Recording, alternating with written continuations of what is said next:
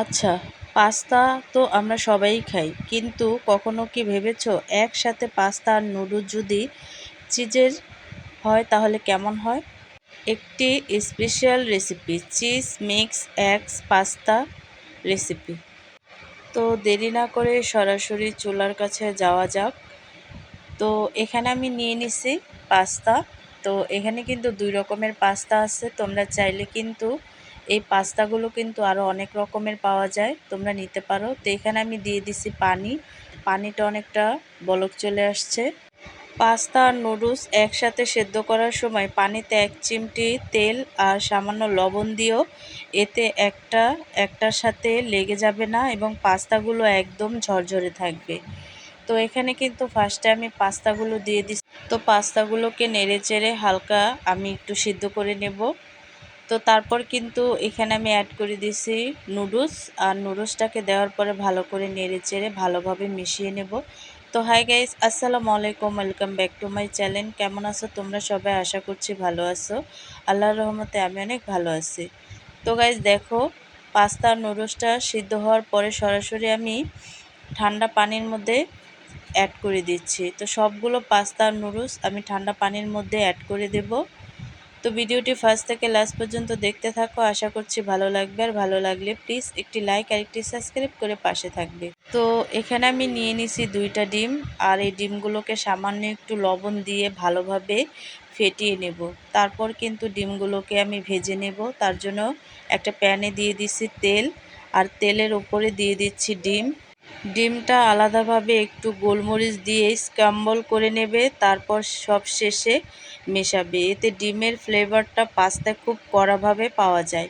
তো এখানে কিন্তু আমি ডিমটাকে দিয়ে বারবার নেড়েচেড়ে তারপরে কিন্তু হালকা আঁচে হালকাভাবে ভেজে নেব। আর কাঁচা থাকা অবস্থায় কিন্তু ছোট ছোট টুকরো করে আমি একেবারে ঝুরি ঝুরি করে নেব। আর এই কাজটা কিন্তু চুলায় থাকা অবস্থায় করে নিতে হবে। একেবারে ঝুরি ঝুরি করে নিয়েছি, দেখতেই পাচ্ছ। তো এই ডিমটা লাস্ট ফিনিশনে আমি পাস্তার মধ্যে দিব। তারপর হচ্ছে এখানে একটা হাঁড়ি নিয়ে নিছি, হাঁড়িতে দিয়ে দিছি তেল, আর তেলের মধ্যে দিয়ে দিছি পেঁয়াজ। পেঁয়াজটাকে একটু সফট করে ভেজে নেব। ভেজে নেওয়ার পরে এখানে আমি অ্যাড করে দিব গাজর। আর গাজরটা দেওয়ার পরে কিন্তু অনবরত নেড়েচেড়ে আমি গাজরটাকে একটু ভেজে নেব।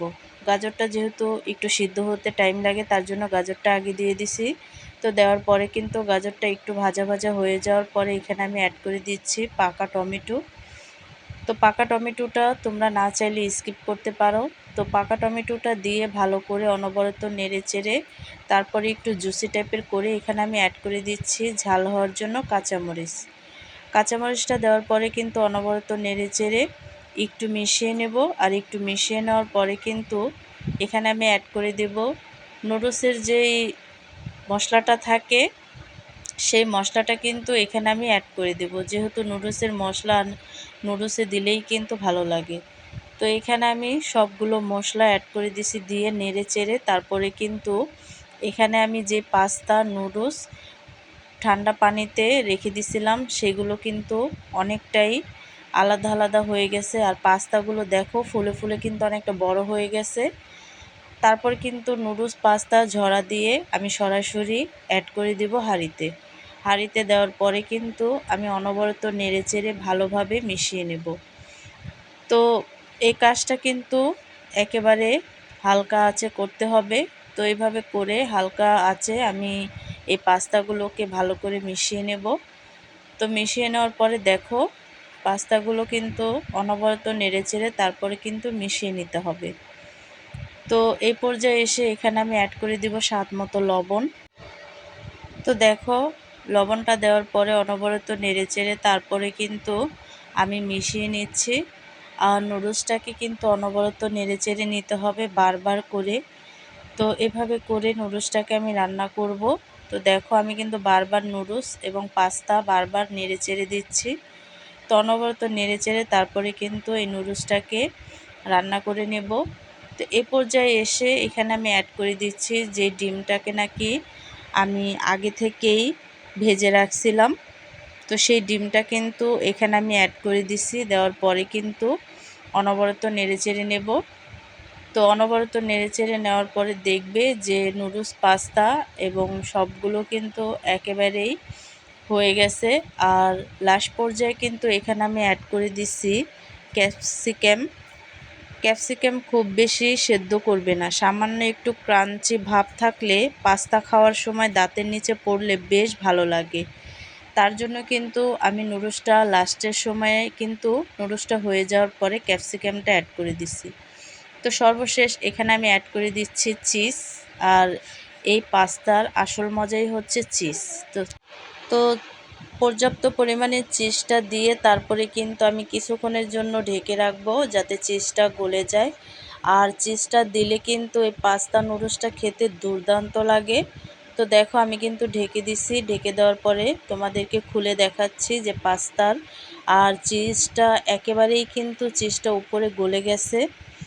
দেখো এই যে চিজটা গলে টমেটোর সাথে মিশে যাচ্ছে, এটা কিন্তু এই পাস্তার আসল ম্যাজিক। অনেক সময় আমাদের মন খারাপ থাকে বা আমরা খুব ক্লান্ত থাকি, তখন এমন এক বাটি গরম গরম চিজ পাস্তা কিন্তু নিমিষেই মন ভালো করে দিতে পারে। আমি মনে করি রান্নার মানে শুধু চুলায় হাঁড়ি চড়ানো নয়, রান্না হলো নিজের ভেতরের সৃজনশীলতাকে প্লেটে সাজিয়ে আনা। তৈরি হয়ে গেল আমাদের জিভে জল আনা স্পেশাল চিজি এক পাস্তা। দেখো 3 রকমের ক্যাপসিকামের কারণে এটা দেখতে কতটা রঙিন আর লোভনীয় লাগছে। রেসিপিটি ভালো লাগলে প্লিজ বন্ধুদের সাথে শেয়ার করো। আর আমার এই ছোট কিচেনের সাথে থাকতে চ্যানেলটিকে সাবস্ক্রাইব করে বেল আইকনটি বাজিয়ে রেখো। আমি বুঝতে পেরেছি তোমরাও আমার মতো নতুন নতুন এক্সপেরিমেন্ট পছন্দ করো। তোমাদের এই এক একটি পজিটিভ কমেন্ট আমার কাছে এক একটি মোটিভেশনাল গল্পের মতো। আমি চাই তোমরা এই পাস্তাটা একবার হলো বাসায় ট্রাই করো এবং নিজের জন্য কিছুটা সময় বের করে এই রাজকীয় স্বাদটা উপভোগ করো। তো এই পাস্তাটা দেখতে যতটা লোভনীয় হয়েছে, খেতে কিন্তু দুর্দান্ত লাগে। আর যেহেতু চিজ দেওয়া, আর চিজটা কিন্তু অনেক বাচ্চারা খুব বেশি পছন্দ করে এবং বড়রাও কিন্তু এই চিজ অনেক পছন্দ করে যে কোনো জিনিসের সাথে। তো তোমরা একবার হলো ট্রাই করবে। তো আজকের রেসিপিটা কেমন লাগছে অবশ্যই কিন্তু কমেন্টে জানাবে। তো অন্য কোনো রেসিপি নিয়ে তোমাদের মাঝে আবার চলে আসব। আজকে এই পর্যন্তই। সবাই সুস্থ থাকবে, ভালো থাকবে। আল্লাহ হাফেজ।